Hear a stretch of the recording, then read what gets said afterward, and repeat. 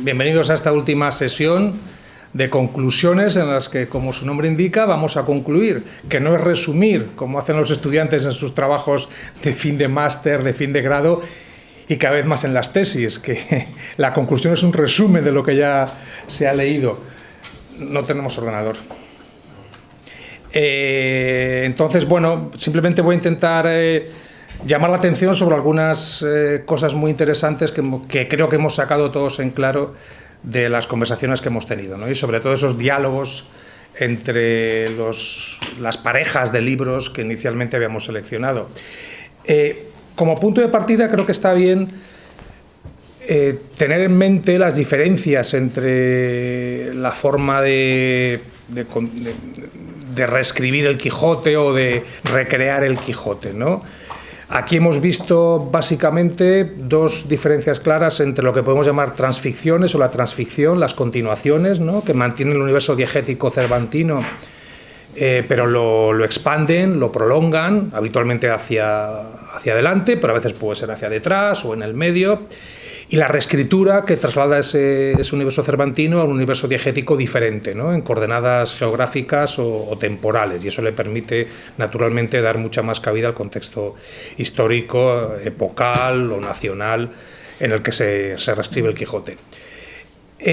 Hay una tercera modalidad que aquí no hemos abordado, porque nuestro proyecto se centra en la narrativa fundamentalmente, y es una modalidad que se da mucho más en el teatro, que es la adaptación, ¿no?, en la que no se busca ni expandir, como ocurre con la transficción, ni transformar, como pasa en la reescritura, sino simplemente adaptar a un medio distinto. Y eso obliga a cambios en el formato, en la extensión, en muchas cosas. Es decir, también hay cambios, pero vienen dados por la necesidad de adaptarse a un medio diferente. O a veces no, a veces la adaptación puede ser para transformar el Quijote en una lectura infantil o juvenil, o ponerlo en verso. Es decir, la adaptación puede ser intramedial o intermedial, ¿no? Pero es una modalidad diferente que yo creo que conforma un triángulo, que, bueno, de lo que ya hablaremos más adelante de cara a nuestro libro. Partiendo de que aquí nos hemos centrado en reescrituras y en transficciones, creo que las conclusiones de lo que hemos hecho pasan por centrarse en los grupos de novelas que hemos abordado. Y yo creo que, por ejemplo, voy a seguir el orden en el que hemos presentado nuestros trabajos y en el que hemos debatido. Si vamos al primer grupo, que reúne a dos transficciones, dos continuaciones, una francesa, la de Filó de Saint-Martin y Schall, por un lado, y otra española, la de Jacinto María Delgado. Creo que ha sido muy interesante por lo que nos ha enseñado y lo que podemos desarrollar de esa dinámica o esa poética de la transficción que podríamos denominar. Con ese eje yo creo que es muy interesante de ortodoxia y heterodoxia, tanto en el sentido que le atribuye Santiago López Navia, ¿no? La ortodoxa es en la que se acepta la muerte de Don Quijote y se centra en las aventuras de Sancho Panza, como ocurre con la española.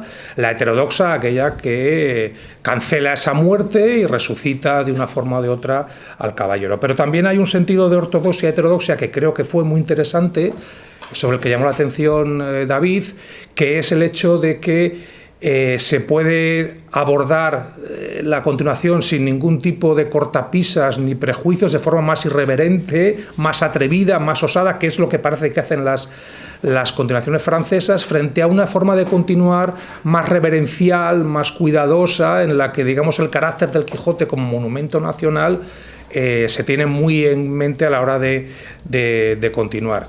Y eso se conectó, lo comentó David, posiblemente con el proceso de canonización del Quijote. Eso me parece que es una idea muy importante, ¿no? Cuando se hace, digamos, en caliente, con el Quijote muy cercano, cuando aún no se ha convertido en el monumento que luego va a llegar a ser, parece que hay mucha más libertad para hacer lo que uno quiera con el Quijote, mientras que en pleno siglo XVIII, a final XVIII, no recuerdo si era así, final del XVIII, cuando Jacinto María Delgado hace su continuación, ya el Quijote está canonizado, incluso en España, que llegamos tarde a la canonización de Don Quijote también respecto a otros países, y hay una actitud más reverencial. Por supuesto hay que mencionar, cómo no mencionar, al que fue la estrella sin duda en la sesión de mañana de antes de ayer, a Zulema, ¿de acuerdo?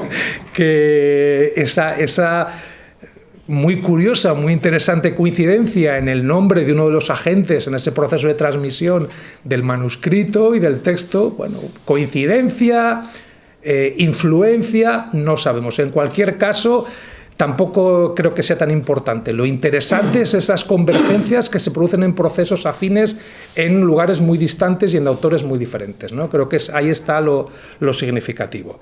Bueno, creo que seguramente habrá más cosas que podréis añadir vosotros, pero creo que esto un poco resume parte de lo que puede extraerse como conclusión al primer cruce, al primer encuentro de obras en esta filosofía transnacional. En lo que se refiere al segundo diálogo, el que enfrentaba o no oponía, pero ponía a hablar por un lado a Le Chevalier Extravagant, a Le Chevalier Pocontriac de Duverdier, y por otro lado al Grandison des Weite de Museus. Creo que aquí lo más interesante es el contraste.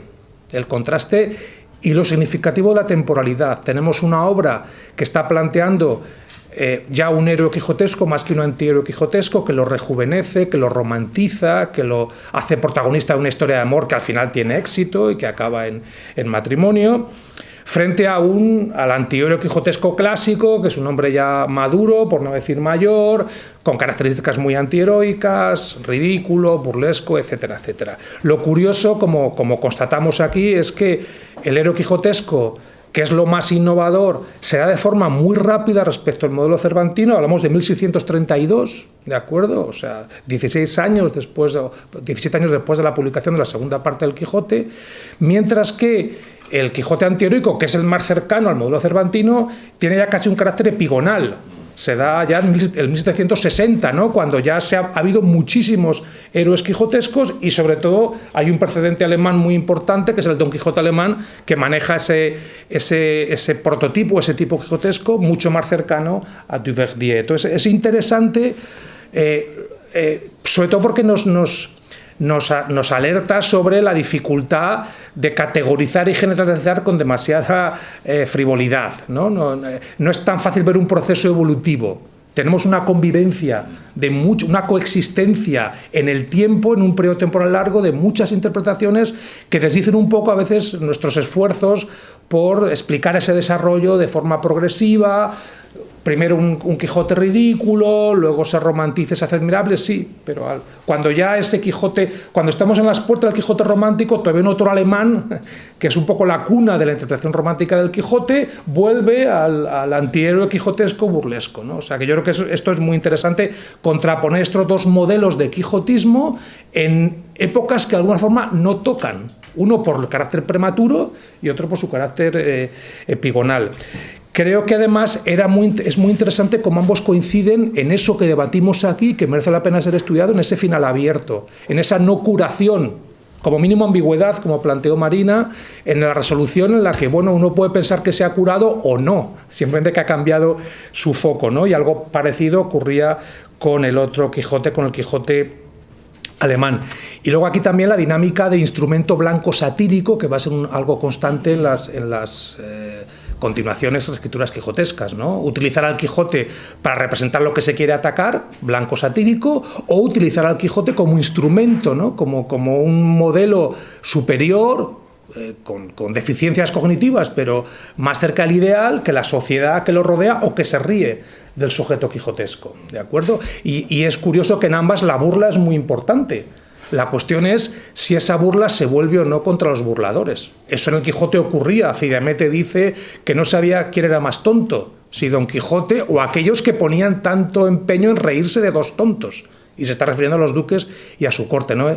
No todos los autores reaccionan igual. Yo, por lo que vimos aquí, creo que en la obra alemana la burla se vuelve claramente contra el sujeto quijotesco y sus desvaríos, mientras que en la obra de Duverdier es posible que la sociedad que se ríe nobiliaria, que se ríe de ese Quijote más idealizado, más romántico, más joven, a lo mejor no sale tan bien parada. Y el hecho de que el Quijote al final tenga un éxito en batalla, en combate, puede ser una toma de postura del autor.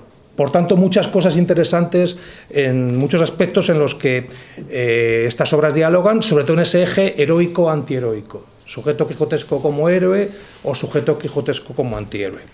Si pasamos al tercer grupo, a la tercera pareja de obras, que se ocupa de The Spiritual Quixote, de Richard Graves, y El Quijote del siglo XVIII, de Señeriz, aquí tenemos claramente, aquí el foco cambia. Aquí, como estaba planteado y como se abordó en los debates, aquí estamos ante el Quijote ideológico, el Quijote que se quijotiza no por la lectura de textos de ficción, sino de no ficción, de naturaleza religiosa, política, filosófica, etcétera, etcétera, ¿no? Y aquí claramente esto nos lleva a un ámbito diferente y nos lleva a una forma distinta de heterodoxia y ortodoxia, ¿no? Es decir, los defensores de la ortodoxia ideológica, religiosa, política, es decir, unos Quijotes más conservadores que se escriben para defender tesis conservadoras frente a frente a la posibilidad, que aquí no se manifiesta, de que se utilice el quijotismo para defender tesis más subversivas o más progresistas. En este caso, las dos obras vimos claramente que coinciden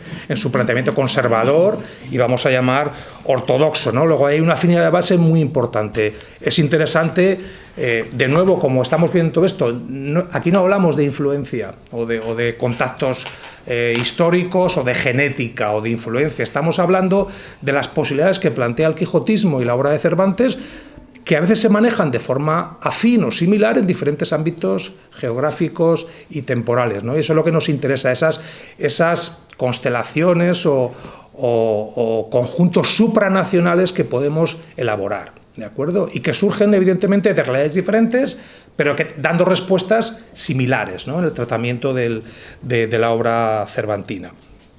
Aquí además surgieron muy interesantes afinidades, yo creo que con la obra de Duverdier, ¿no? en el planteamiento de héroe quijotesco, aunque seguramente, como explicó Fernando, procede de las propias fuentes inglesas, en las que ya hay un tipo de quijotismo similar, y vimos algo muy interesante. Fernando apuntó a la traducción de Wieland y resultó que, bueno, que podía haber un contacto ahí con Wieland, o no, porque es muy justo cronológicamente, ¿no? Pero en Wieland tenemos un planteamiento de un tipo de sujeto quijotesco similar, por tanto ahí hay también algo que merece la pena estudiar e indagar.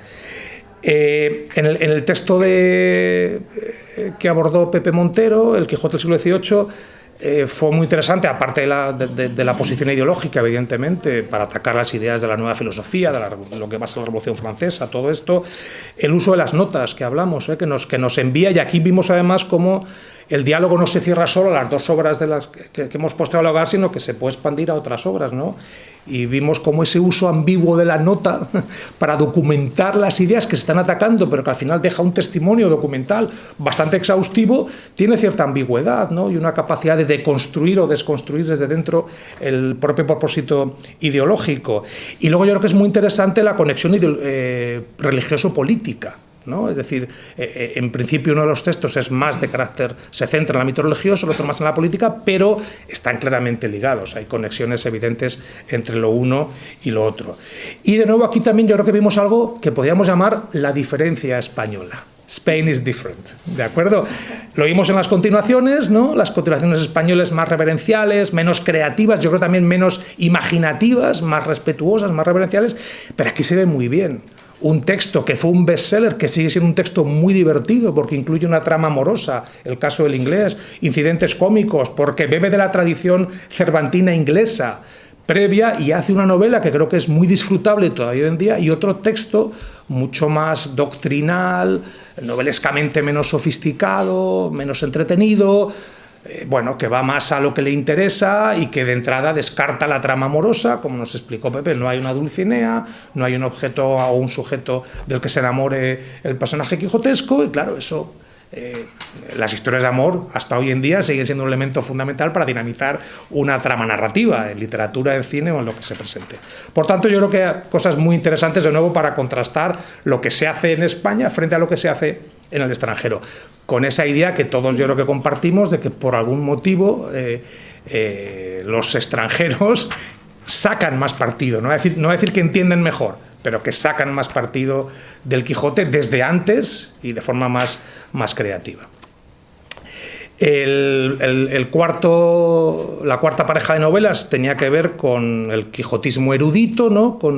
Y aquí yo creo que de las dos presentaciones se extrajo más o menos una visión de lo que tiene de distintivo este quijotismo erudito frente a formas quijotescas, a formas de quijotismo previas. Se apuntó esa dimensión añadida discursiva que quedó claro en ambos textos, ¿no? Del quijotismo para realizar una producción discursiva, los quijotes que se convierten en narradores o simplemente en autores de textos que a veces se incluyen completos en las propias obras o se parafrasean, se hace referencia a ellos, se explican en qué consiste. Y aquí surge esa dualidad entre lo discursivo y lo actancial, el Quijote que escribe, el Quijote que actúa, que no son opuestas, pueden convivir, pero parece que se va decantando la balanza, en este caso, a favor de lo discursivo más que lo actancial. Una distinción que se superpone sobre la que planteó también Alfredo Moro entre lo intramural y lo extramural, ¿no? No son lo mismo, pero están relacionadas. Hay una conexión, yo creo que muy interesante. Y a su vez, esta distinción intramural y extramural creo que también se puede proyectar sobre la que se planteó también entre lo puramente ideológico y lo intelectual. ¿De acuerdo? Porque evidentemente el campo más ideológico, político, religioso nos lleva más a lo extramural, al activismo, a lo actancial, mientras que el ámbito más filosófico, especulativo, más académico nos lleva a lo discursivo y a lo intramural, ¿no? Y por eso tal vez la distinción de hacer una postilla, o la necesidad, perdón, de hacer una postilla a esa distinción que yo creo que es clave, que hizo hace muchos años Susan Staves entre el Quijote literario y el ideológico, y distinguir tal vez un Quijote intelectual o bien dentro del ideológico o como una categoría aparte, ¿no? Seguramente mejor dentro del ideológico. Yo creo que aquí lo más interesante puede ser ver cómo a partir de modelos británicos empieza el quijotismo en América, ¿no? Como evidentemente el quijotismo americano está mediado por los modelos británicos, pero hay un proceso que Alfredo Moro, y en parte yo, porque a través del término se puede calificar de indigenización, ¿no? Esa adaptación de esos modelos británicos foráneos en una época además post-independencia, en la que bueno, la literatura americana se va configurando y el quijotismo forma parte de ese proceso de configuración y de independencia literaria, por así decirlo, y que de lo que creo que se puede deducir de las presentaciones, que se manifiesta en el carácter menos intelectualmente puro de ese quijotismo, porque se proyecta más una esfera social e incluso política, está más imbricada en la sociedad y no exclusivamente en esa esfera intelectual que caracteriza al Quijote erudito británico inicialmente. Una posible hipótesis de trabajo.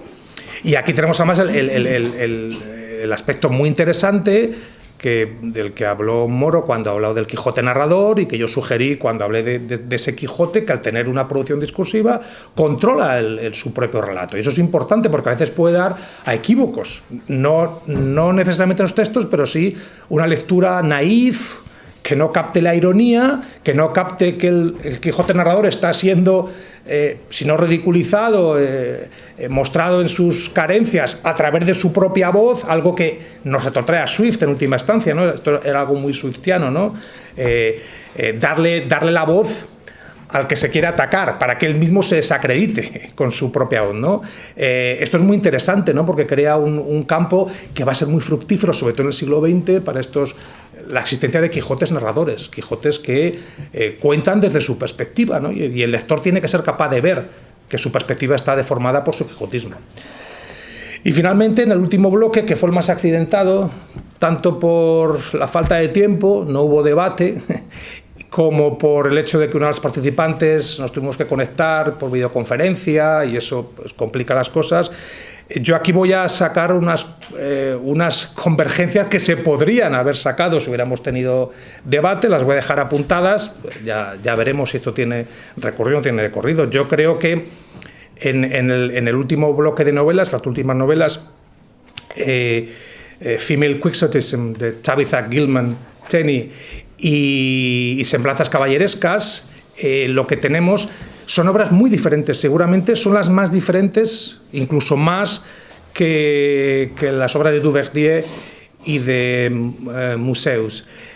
¿Por qué? Porque en un caso tenemos, este es el bloque más osado, pero yo quería que estuviera ese bloque, tenemos una continuación, una transcripción y una reescritura, que hay por eso modalidades muy diferentes. Por tanto, tenemos una en la que tenemos la figura quijotesca, pura, entre comillas, y en otra en la que tenemos una figuración, un avatar, una Quijote femenina, y eso ya marca diferencias, porque ya nos coloca en un eje masculino-femenino, que creo que es interesante.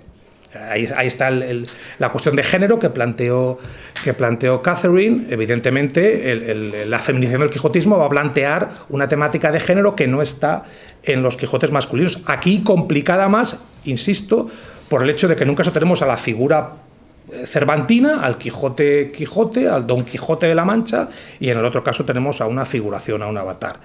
Pero es que además yo creo que aquí tenemos una dinámica comparable a la que veíamos en las otras dos novelas, que es la dinámica transatlántica, eso que podemos llamar el quijotismo transatlántico, es decir, ese proceso que pasa con Don Quijote cuando cruza el Atlántico y llega a territorios que han sido parte del imperio y que ahora están emancipados y son ya naciones independientes, ¿no? Como igual que hay un proceso de indigenización en los Quijotes eruditos, también lo hay en otro tipo de Quijotes. Yo creo que en este caso la perspectiva que no se abordó demasiado, pero que quedó apuntada, creo, claramente es la colonial.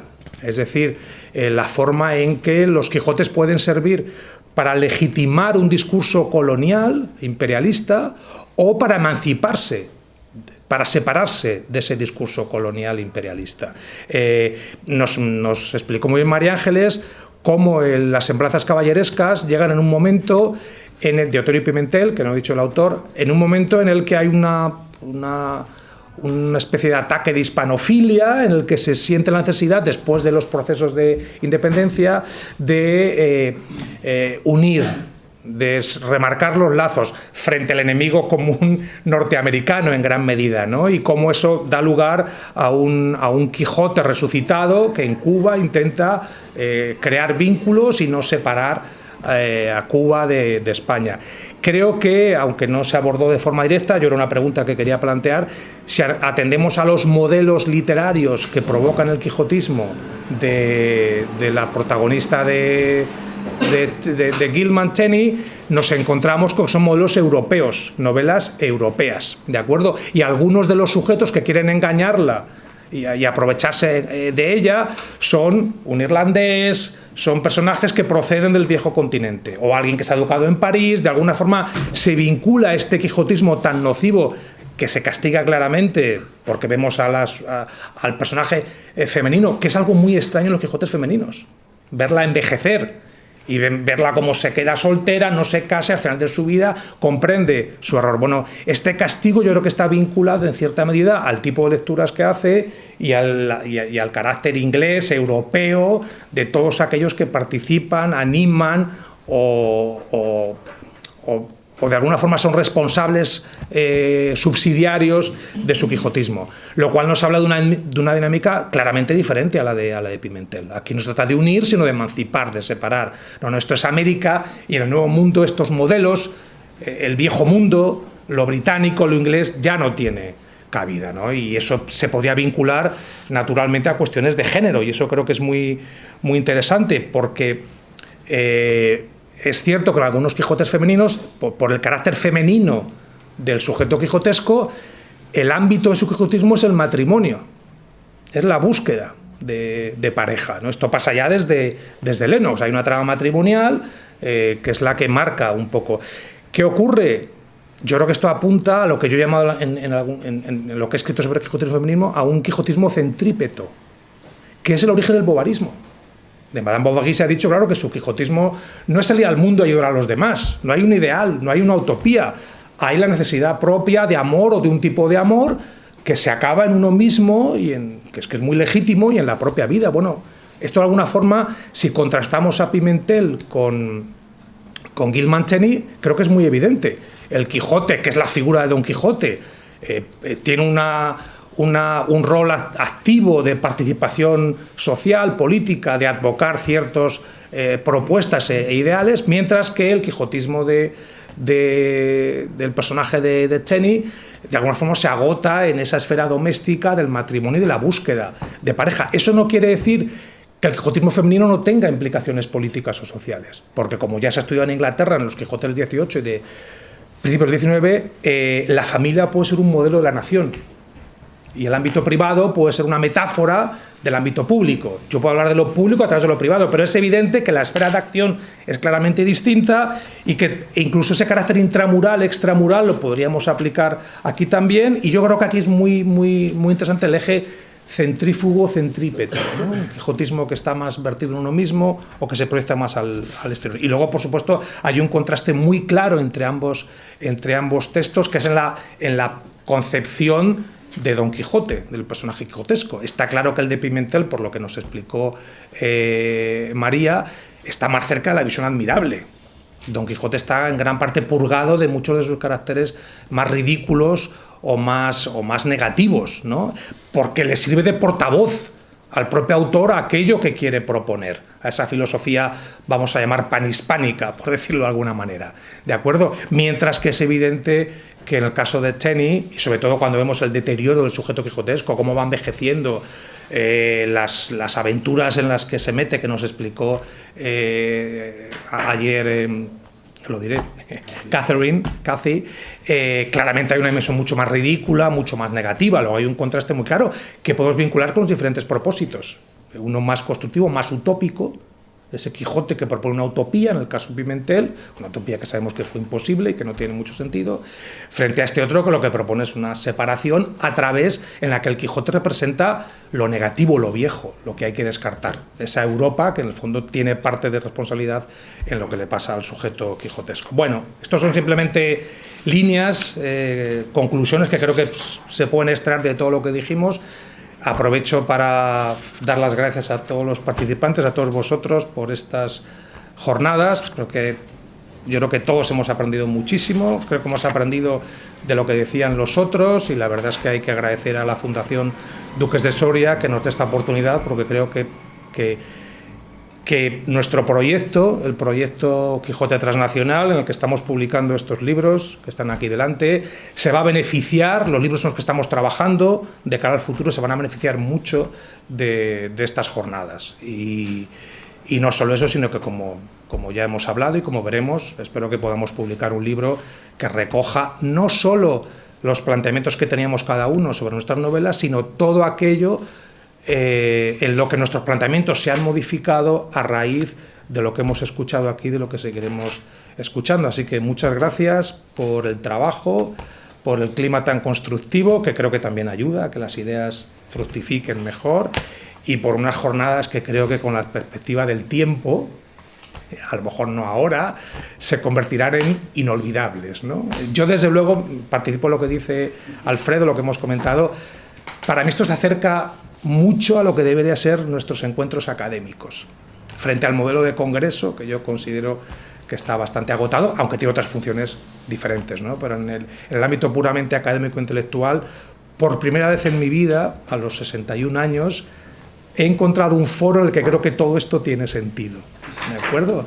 Que no es poco, que no es poco. Así que a mí, a nivel personal, y eso lo quería dejar testimonio, me ha servido mucho para, digamos, ver que se pueden hacer las cosas de otra manera y que, bueno, que todo puede tener un sentido aunque se tarde en encontrarlo. Así que muchas gracias a todos por haberme ayudado a encontrar sentido a lo que hago. Seguramente vosotros ya lo tenéis muy claro el sentido y no lo necesitabais, pero a mí me ha venido muy bien. Aparte de la dimensión académica, vamos a decir que estas jornadas han tenido una dimensión terapéutica, ¿de acuerdo?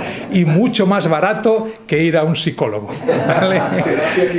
Terapia quijotesca. Así que muchísimas gracias, y ahora es el momento de daros la palabra para, si alguien quiere intervenir, apostillar, añadir algo que yo me he dejado, alguna cosa que queráis decir. Este es el momento. Hablad ahora o callad para siempre en estas jornadas. ¿Puedo hablar yo? Hombre, por supuesto. Bueno, Lo mío no van a ser exactamente unas conclusiones, pero sí lo que yo me llevo de aquí. Este es un seminario que lo que ha hecho es poner en común lo que estamos haciendo dentro de un proyecto que ya tiene muy largo recorrido y que además afortunadamente tiene mucha perspectiva. Y eso es decir que a mí me alegra profundamente. Yo de este seminario, de lo que he oído y de lo que yo he ofrecido aquí, pues me llevo, sí, unas conclusiones que en el fondo son unos resultados y sobre todo unas tareas. Yo, por ejemplo, por un lado, pues agradezco detalles que me han permitido, pues, entender algunas cosas de mi obra. Creo que el Abdelón que tú ayer me decías es el Abdelón que yo no encontraba. Sí, creo que sí que es. Creo que sí que es. Se puede ajustar. Además, la manera en la que se incorpora el último, las fechas parecía que no cuadraban, pero yo creo que sí que cuadran. Y luego el papel que juega el Farsamont de Marivaux para entender la pareja de Legrand y Petit en este caso. Sé además, aunque ya lo intuía, pero ahora ya me queda muy claro que este Quijote que yo estoy editando tiene que dialogar pues con Papis, el gran Papis, con Rodrigo, con Dimas y con Epaminondas. Rodrigo y Dimas lo tenía en la cabeza, pero los otros dos la verdad es que no. Sé además que la ausencia de trama amorosa en mi texto lo convierte en un elemento diferencial con respecto, desde luego, al Quijote espiritual, pero me da la impresión que con otros muchos Quijotes. Aquí el fin está por encima del procedimiento quijotesco. Aquí lo que se trata es de ofrecer una enciclopedia para acabar con la enciclopedia, por decirlo de alguna manera, y en ese sentido el papel que juegan las notas, que es uno de las citas y por tanto las notas, incorpora un elemento también diferencial importante en esta obra, que es la que le da por un lado más trabajo, pero probablemente es la parte que le da un aspecto, no digo que más novedoso, pero más potente a esta obra en relación con las otras, ¿no? Y algún detalle más que tiene que ver, pues que Siñeriz es cervantista más allá del Quijote del XVIII, perseguir ese camino. Y cómo este texto se inserta perfectamente en ese momento en el que el Quijote se está interpretando como una sátira.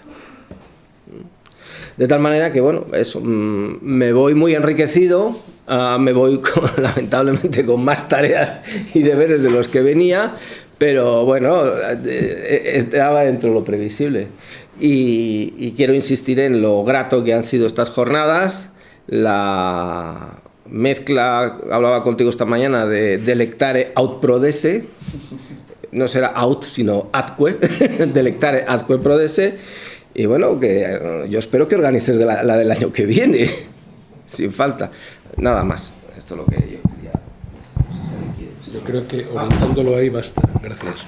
De lo que tú decías, Javier, y asumiendo también como mías las impresiones más afectivas, más cordiales, que todos compartimos y que yo suscribo en primera persona, de lo que tú decías, se pueden hacer, que a tus 61 años has descubierto que se pueden hacer las cosas de otra manera. Yo a mis inminentes 64 me conformo con la primera parte de la frase, se pueden hacer las cosas. Es decir, vuelvo a la reflexión que compartía con vosotros el primer día. Quienes empezamos explorando esto como terra incógnita en la segunda mitad de los 80 y primeros 90, por lo menos yo en mi caso, no podríamos imaginar, columbrar que pudiéramos llegar a un momento como este, en el que no solamente hay, como decía Pepe, una perspectiva larga para muchos años y para personas que nos puedan seguir, sino que además hay una evidente posibilidad, quizá lo de evidente lo veamos nosotros con claridad más significativa, pero lo podemos suscribir, posibilidad, digo, de sistematizar una poética del quijotismo transnacional, porque todas estas conclusiones que tú has resumido brillantísimamente, más un par que yo no quiero olvidar y que propongo que añadamos, son la prueba del 9, de esa poética del quijotismo transnacional. Y repito, volviendo a lo de que se pueden hacer las cosas para quienes fuimos lobos solitarios en otro tiempo, en un momento gozoso como este, es un hallazgo, y es un hallazgo prometedor. Y creo que además es un hallazgo que singulariza y refuerza el peso que en los últimos años está adquiriendo el estudio de la recepción, no de forma anecdótica, sino de forma seria, sistemática y rigurosa.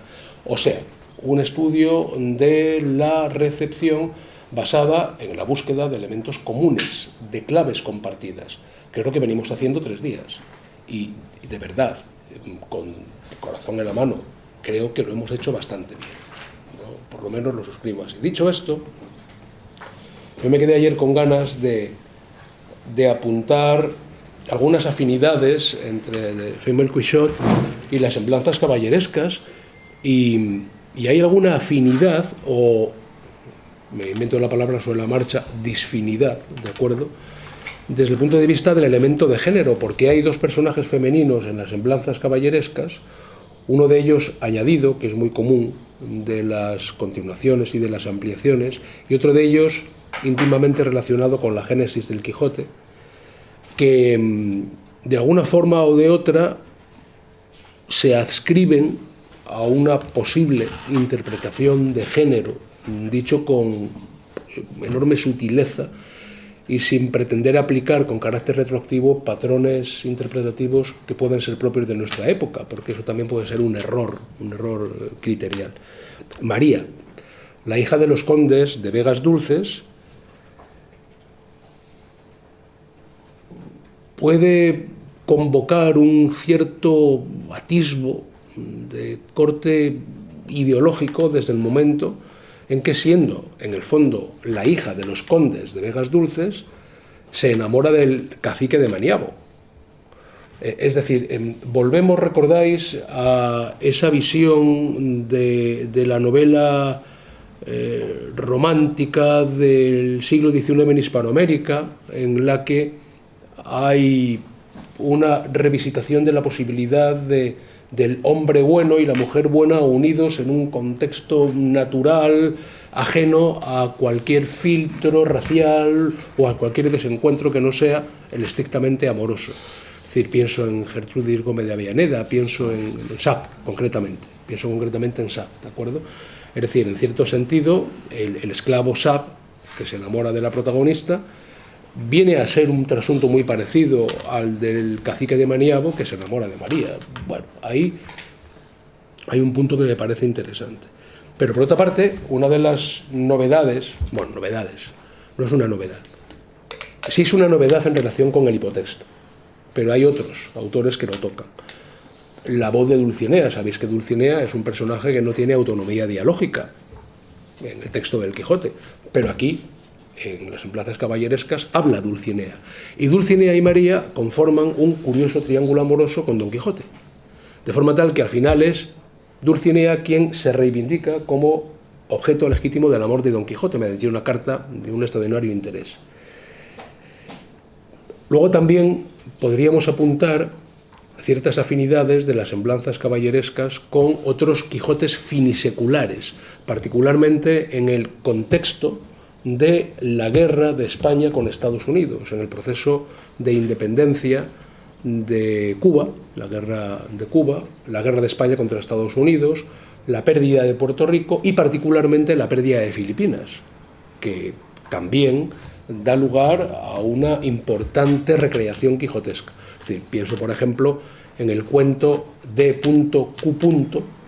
de Rubén Darío, del año 1888, que tenéis incluido en los cuentos fantásticos de Rubén Darío de Alianza Editorial.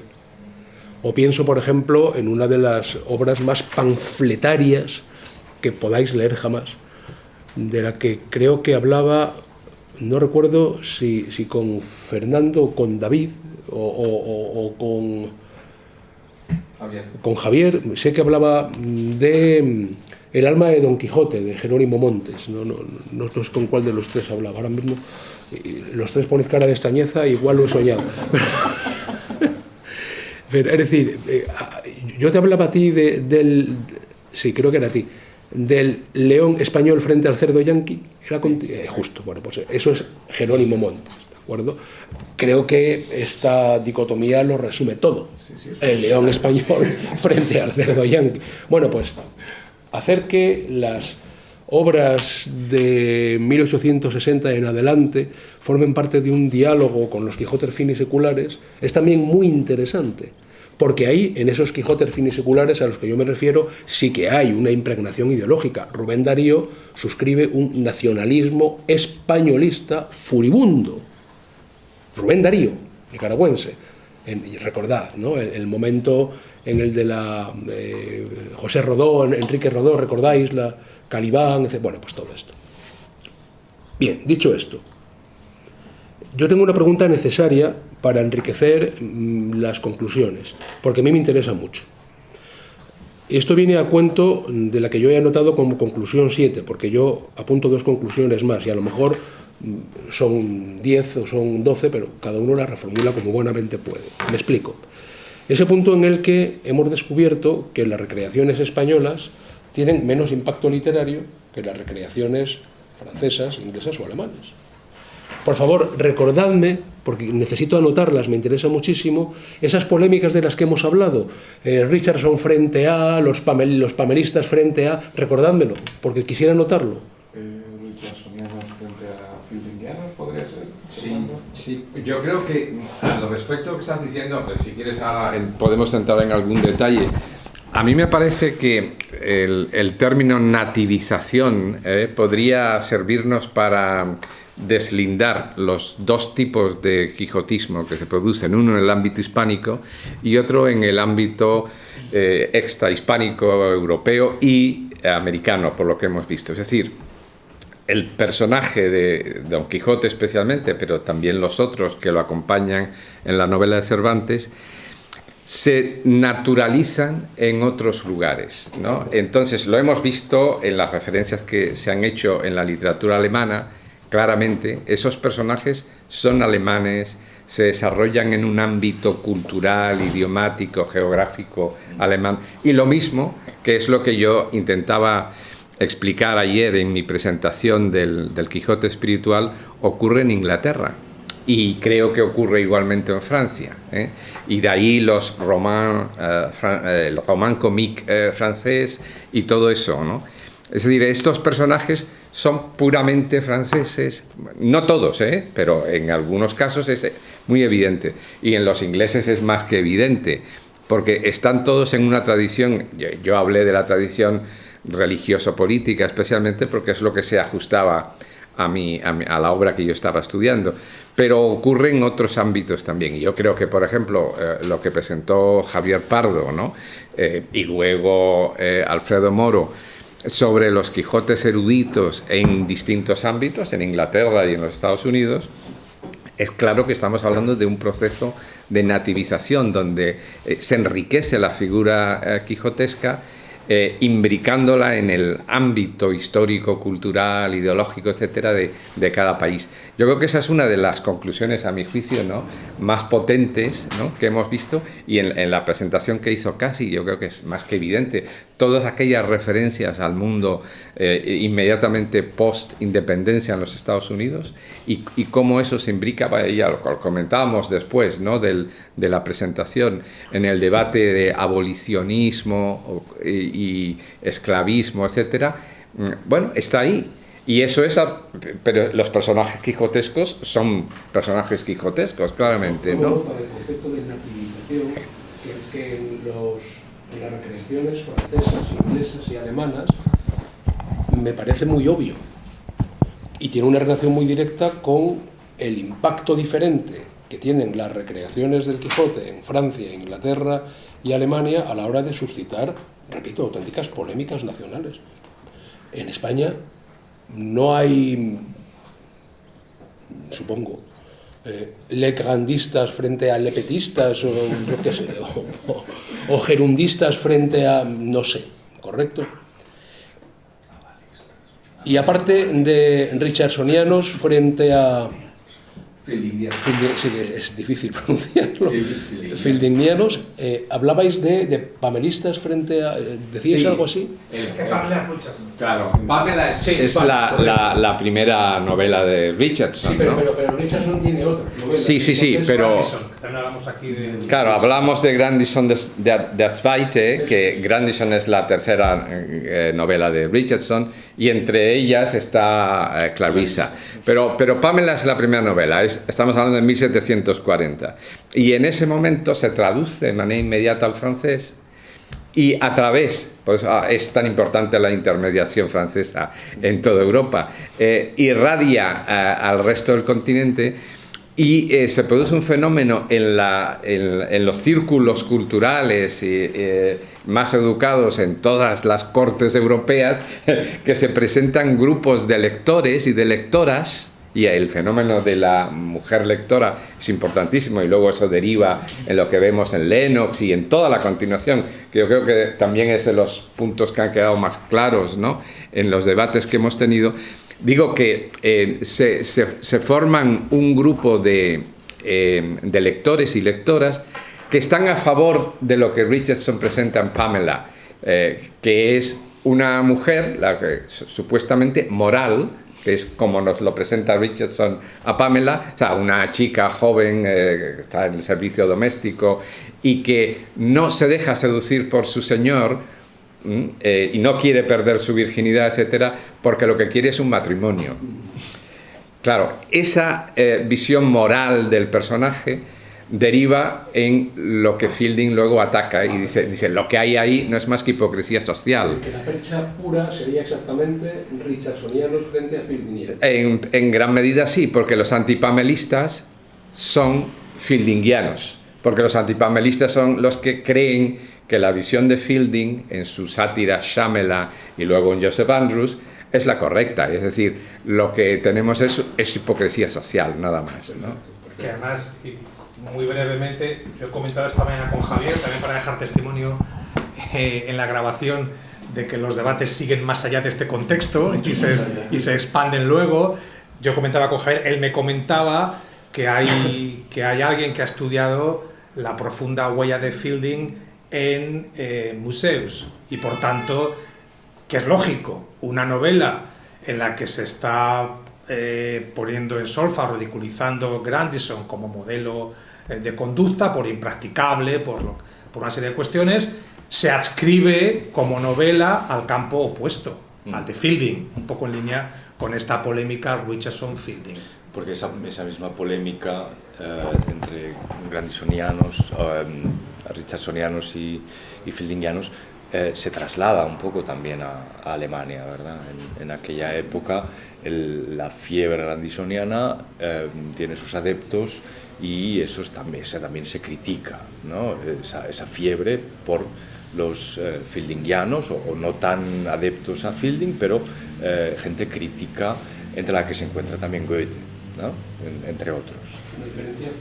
Y por cerrar el círculo, Fielding, autor reconocidamente cervantino, pero desde mi punto de vista Richardson también cervantino. Yo hace muchos años, Fernando lo sabe, escribí un artículo sobre el quijotismo de Pamela, que no está apoyado por ninguna evidencia externa, y Richardson siempre negó cualquier tipo de influencia, lo hacen todos, ya lo hemos visto. Para reivindicar la propia originalidad, hasta los que están siguiendo a Cervantes como Sorel, o ayer, no recuerdo de qué autor lo comentábamos, que negaba la filiación cervantina cuando era evidente. En España se suscribe a veces esa filiación, pero para trascenderla con cierta audacia y un cierto punto de chulería. Sí. Cervantes que diga lo que quiera, yo voy por aquí. Pues yo desde mi punto de vista, y luego Ronald Paulson en su estudio sobre el Quijote lo dice así, viene a decir que Pamela, que es lo que yo argumentaba en ese artículo, es un Quijote que no sabe que lo es, o es un Quijote antes de Lennox, un Quijote femenino antes de Lennox, o sea que también tiene la polémica tiene sus ecos cervantinos, porque ambos autores de alguna forma manejan un quijotismo diferente, pero en última instancia quijotismo. No sé si quieres añadir algo más, Santiago. Un par de cosas más que me interesa añadir.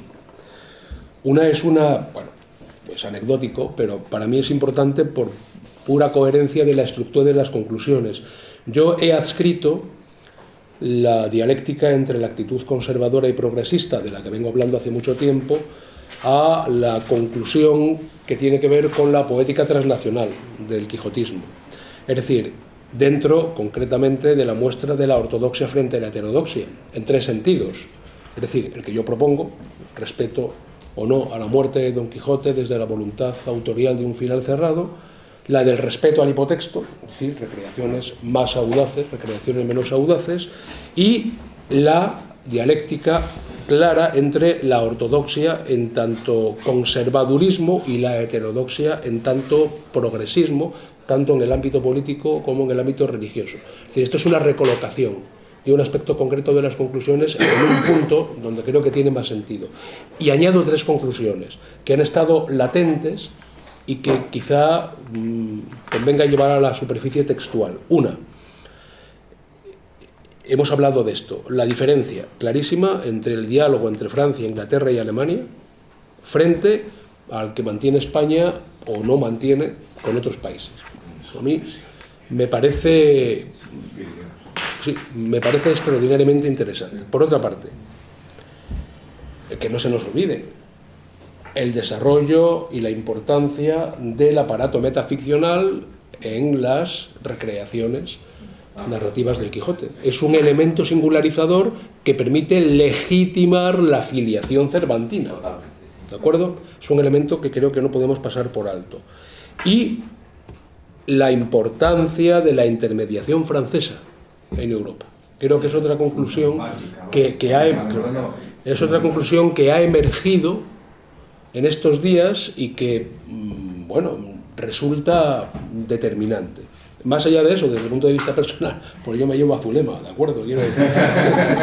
Todos nos llevamos un detallito. Sí, David ha traído ese detallito.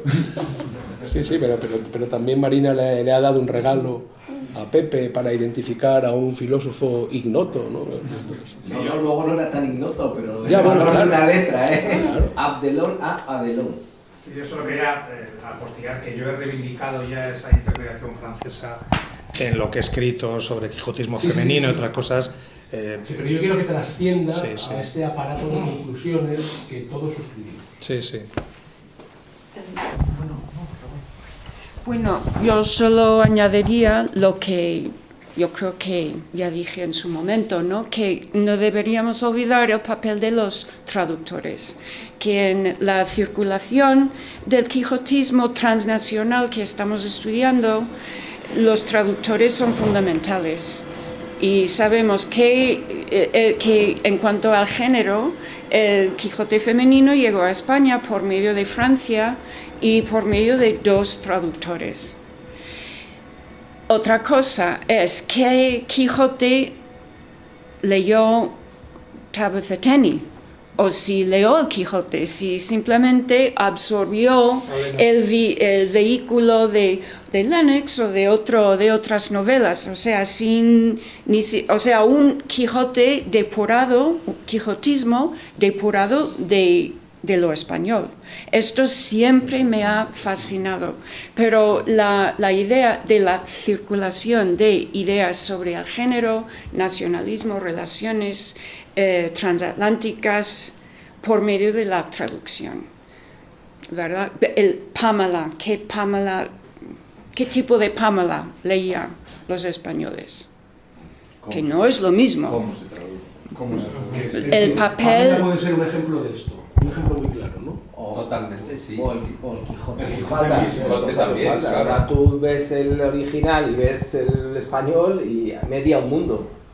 Es decir, que otra conclusión puede ser que el proceso de traducción va más allá y se convierte, es decir, va más allá de lo estrictamente inherente a la actividad traductológica y se convierte también en parte en un proceso de apropiación del hipotexto. Eso lo demuestra perfectamente Catherine en el apéndice que ella escribe para el Don Quijote con faldas. Tiene un apéndice en el que habla de cómo la traducción de Comelán, que es la que sigue Bernarda María de Calzada, masculiniza y adapta culturalmente el original de Lennox.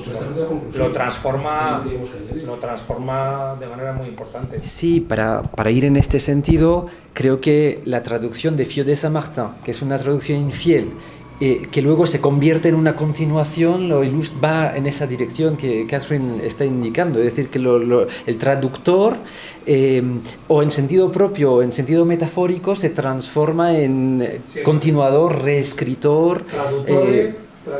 Sí, pero en este caso realmente es literal, o sea, se convierte en continuador. La tradición no solo es lingüística, vamos a decir, de errores, no, a veces es deliberada en la forma en que se apropia del texto. Va mucho más allá, además, en eso que hablábamos ayer de lo tentacular, de que Fieu de Saint-Martin traduce de una manera y después esa traducción pasa también a Alemania, ¿verdad? Esa traducción ya manipulada. David quería decir algo más y luego... David. Sí, para ir en ese sentido, puesto que se ha hablado un poco de la etapa francesa, es verdad que lo que recalcaba Javier y que me parece importante es que esas continuaciones francesas, imitaciones francesas, se escriben antes de la biografía de Mayans, lo que tú decías, antes de la canonización de Cervantes, y realmente creo que eso propicia quizá una mayor libertad, un carácter un poco irreverente hacia Cervantes antes del concilio, entre comillas, ¿no?, que constituye, y creo que realmente eso es algo importante porque no dudan en contradecir a Cervantes, en decir que es una versión falsa la que está circulando y que la verdadera versión es la que van a dar los continuadores franceses, y en cambio parece, no sé si así lo entiendes, Santiago, pero que digamos, en Delgado, que hay una mayor voluntad quizá de insistir en la continuidad, simplemente por el hecho de retomar a Benengeli, cuando los franceses evacúan totalmente a Benengeli y rescatan a Avellaneda, el diablo, el simio de Dios, ¿no? Ahí va la diferencia. En efecto, tanto es así como que es que la primera palabra de la obra de Delgado es exactamente adiciones. Y la aparición de Cide Hamete Benengeli es inmediata, absolutamente inmediata, lo cual quiere decir que hay una voluntad de filiación genética con respecto al hipotexto. Vamos a ver, cuando hablamos de canonización, damos por válido que dos instrumentos fundamentales de esa canonización son la biografía de Mayans y las ediciones académicas del Quijote, ¿sí? Entiendo que sí. ¿Hay algo más? Bueno, en el extranjero hay procesos... No, ya, claro, por supuesto, lo digo en España. Creo que sí, ¿no? Vale, pues ya está, pues tomo nota. Pepe, ¿querías decir algo? Bueno, volviendo al asunto de las traducciones, que es un fenómeno de ida y vuelta. Tenemos el caso de Lennox, el Quijote con faldas que se lee es a través de ese texto intermedio que supone, vamos a decir, una apropiación del texto de Lennox, o un Lennox interpretado por el traductor francés, pero tenemos el caso contrario. El Quijote del siglo XVIII que llega a los franceses es un Quijote con singularmente distinto. Yo no he hecho calas más allá de los que ha hecho Manuel Ambrosio, pero ayer, por ejemplo, me dediqué en un momento a contrastar el capítulo de la Biblioteca de la Ilustración. Es otro el capítulo en francés, es una cosa completamente distinta. La Biblioteca de la Ilustración queda reducida a una docena de obras. Pues a más.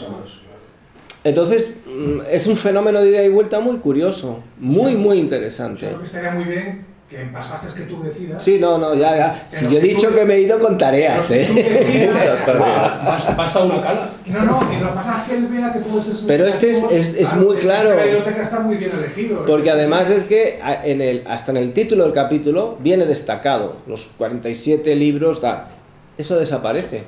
Desaparece en la traducción francesa y luego en la versión española de Barcelona del 41.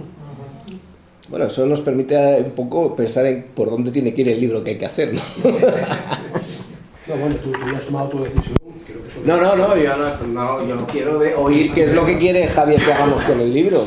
Yo no sé muy bien qué es lo que quiere. ¿De qué? De esto hay que hacer un libro, ¿no? Sí, eso lo comentamos ahora cuando acabemos las conclusiones. Hablamos del... Este sería un capítulo muy bonito, muy bonito. Pero yo no sé si esto es lo que puede entrar en un libro de las características, que no sé cuál es lo que tiene en la cabeza. Claro, a lo mejor no entra en este libro, pero entra en otras cosas posibles. En otro proyecto. Bueno, no sé. O en otro ¿Algún proyecto. elemento de tu edición? No hace falta que me pongáis más trabajo y tareas de las que ya tengo. Nada, un par de cuestiones simplemente. Relativo a la traducción y a la mediación francesa y al pamelismo. La Moropedia se ha puesto a funcionar en un momento y la primera traducción alemana, Pamela oder die belohnte Tugend, es del 43, pero está mediada por la traducción francesa. Y adivina, volvemos a las sincronías mágicas, ¿dónde está la copia de esta traducción? En Münster. Así que tienes trabajo también, creo que te vas con... Javier, que ya tiene bastante ¿Es Prevost el autor de la...? No lo sé, tendría que revisar un poco más. La Moropedia lleva sus ritmos, pero Es de La Haya. Pregunta. sería lo Ejemplo más normal. claro. El ejemplo más claro de mediación francesa, de importancia de la mediación francesa, ¿cuál puede ser? Un ejemplo muy claro. Mágico, yo creo. Para mí, yo asumo el descubrimiento para mí de este proyecto es Marivaux. Vale. Tanto por el impacto en Alemania, perdón, sí, que es Marivaux, tanto por el impacto en Alemania como en Inglaterra. Y del impacto en Alemania hay un libro, si no recuerdo mal, una monografía que Alfredo cita en su estudio del Don Quijote alemán. ¿De acuerdo? El de Don Silvio. El Don Silvio, bueno, entonces no está todavía, se va a publicar pronto. Yo tengo información privilegiada porque como me leo todo lo que escribís, pero es que en Inglaterra también, es que nadie ha hablado, desde mi punto de vista, de la mediación de Marivaux en Lennox, por ejemplo. Y podemos irnos también al Quijote romantizado de Lancelot Greaves, de Smollett, que es una obra con la que se va a cerrar la segunda serie, que es interesantísima y que es como la obra menor de Smollett, que se ha estudiado menos, porque se entiende que es como una imitación... Estamos hablando del Farsamont. No, sí, de Marivaux del Farsamont. Sí, Sí, de Smollett de Lancelot Greaves, ¿no?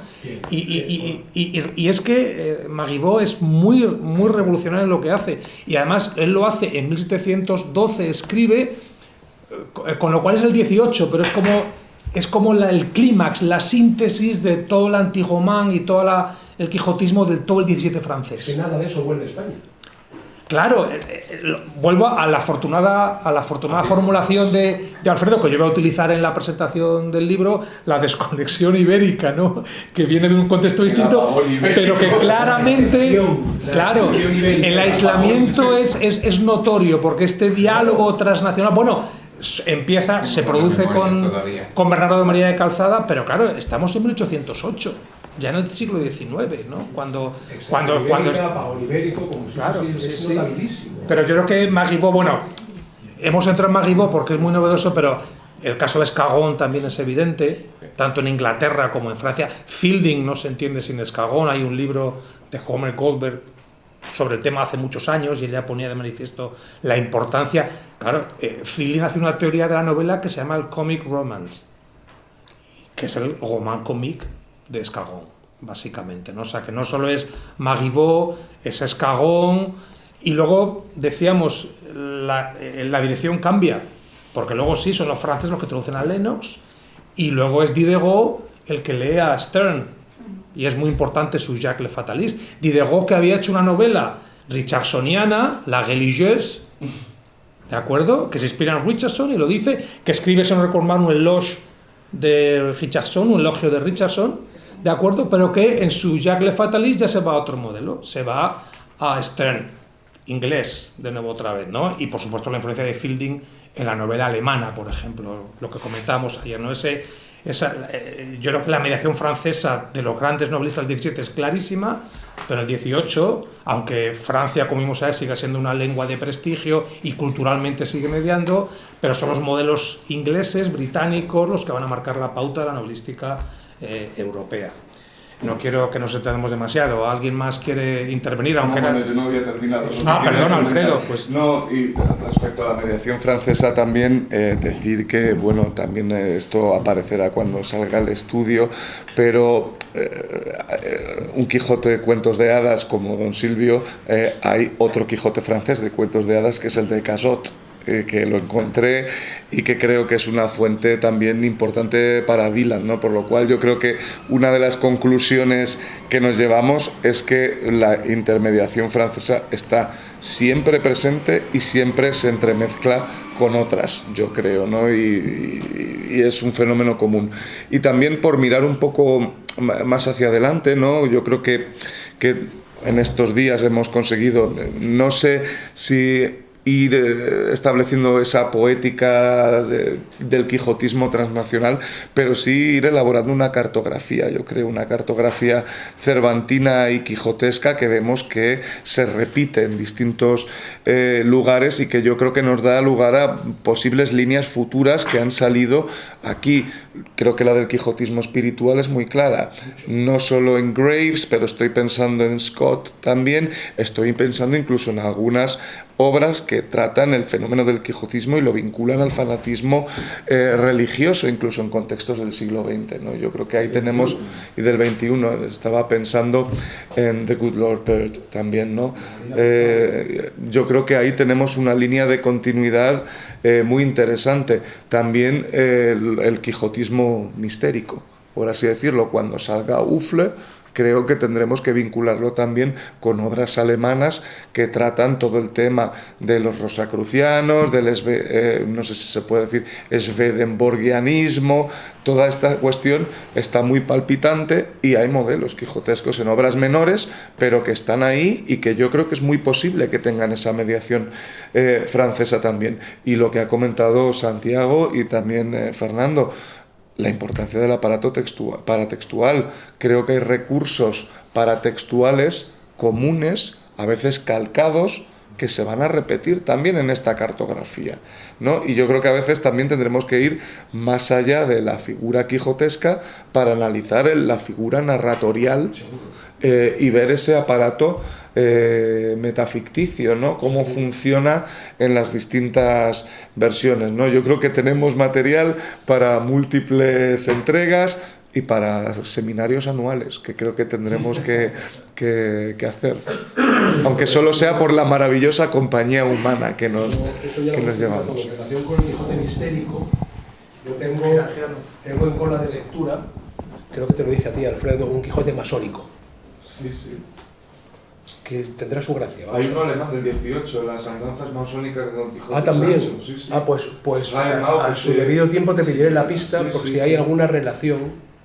No, es que es una línea transversal. Lo digo porque la masonería española probablemente sea uno de los movimientos más transnacionales que haya habido jamás. Entonces, no descarto que haya alguna afiliación. Y yo sospecho que viene de antes de que caigamos en la digresión y las... Yo creo que es el momento de cerrar, sí. Luego ya seguimos con estas, con las ocurrencias que vengan. Tenemos todavía oportunidad de seguir en la... Bueno, yo quería cerrar al hilo de lo que ha dicho Alfredo. Es evidente que esta temática tiene mucho recorrido, más allá de lo que hemos hecho aquí, del libro que publiquemos, de la segunda serie de libros, y lo que hace falta ahora es una persona joven, con energía, universitario, en una ciudad del norte, en Santander, que... No, los hijos no son nunca un impedimento, pues son un factor que retarda, que... Y bueno, lo que quiero decir es que evidentemente yo creo que con esta serie de libros y con lo que he dirigido no voy a seguir, pero es evidente que hay alguien, cualquiera de los que están aquí, y yo pienso sobre todo en Alfredo por motivos obvios, ¿no?, que sí, que puede dirigir esto hacia otros horizontes, ya que tendremos la colección. Es que además yo creo que la colección es un elemento por explotar, es decir, por leer y profundizar, indagar en otros sentidos, ¿no? Es un punto de partida, no es un punto de llegada. Y lo que hace falta es alguien que con nueva energía, con bríos, pero yo creo que desde mi perspectiva por lo menos que podemos ayudar, podemos contribuir, pero a lo mejor el liderazgo tiene que pasar a personas más jóvenes y con otras energías y otras expectativas. No te digré. Yo por lo menos Vamos a organizar el Como libro. decía el caballero, aquí no se limita. Aquí no se limita. yo estoy pasando Eso que se está grabando no debería estar. sí, no, yo pretendía esto como pasar el testigo y lo estáis destrozando, pero bueno, esto es lo que tiene es lo que tiene el vivo y el directo, ¿no? Que uno empieza algo y no sabe cómo va a acabar, pero sí, yo creo que hay que pensar ya en pasar el testigo, ya veremos cómo y de qué manera. Y simplemente con esto cerramos la sesión de conclusiones de unos debates que han sido muy fructíferos y que esperamos que podamos retomar en algún momento y en algún otro lugar en el futuro. Muchas gracias a todos y hasta siempre.